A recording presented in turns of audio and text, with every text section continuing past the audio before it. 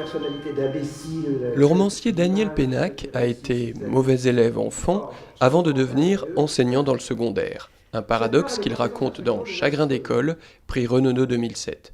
Interview sur la grande affaire de sa vie, l'école. Est-ce que d'après vous, l'école prépare à la diversité des métiers et des compétences de la suite de la vie ? Jusqu'à présent, ce n'est pas exactement la fonction de l'école. Si l'école devait un jour préparer à la diversité des métiers, ce serait une école révisée. Pour l'instant, ce n'est pas exactement ça. Alors, qu'est-ce que c'est la fonction ? C'est de préparer des citoyens ?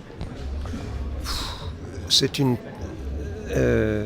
si je puis dire, c'est une tarte à la crème, cette histoire de la fonction de l'école. Oui, elle est extrêmement générique, en fait.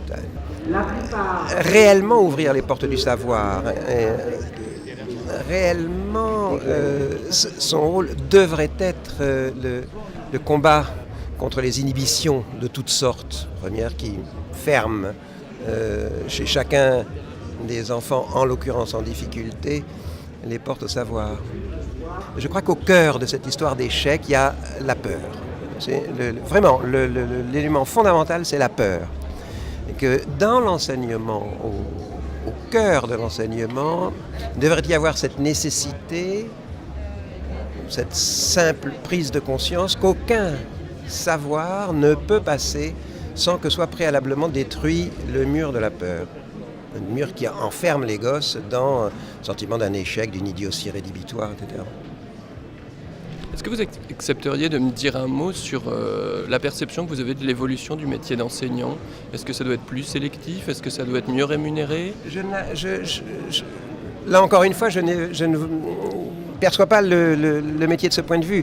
Je perçois le métier de la façon dont il est nécessairement obligé de se pratiquer aujourd'hui. C'est-à-dire qu'aujourd'hui, les professeurs, depuis maintenant une trentaine d'années, sont confrontés à des élèves clients, c'est-à-dire des élèves qui sont clients à part entière d'une société de consommation dans l'ensemble des domaines où leurs parents sont eux-mêmes clients.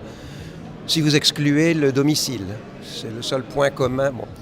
Et ces élèves clients ne se traitent pas comme dans les 30 Glorieuses, dans les années 70, comme les élèves qui étaient censés ne pas être des clients immédiats de la société.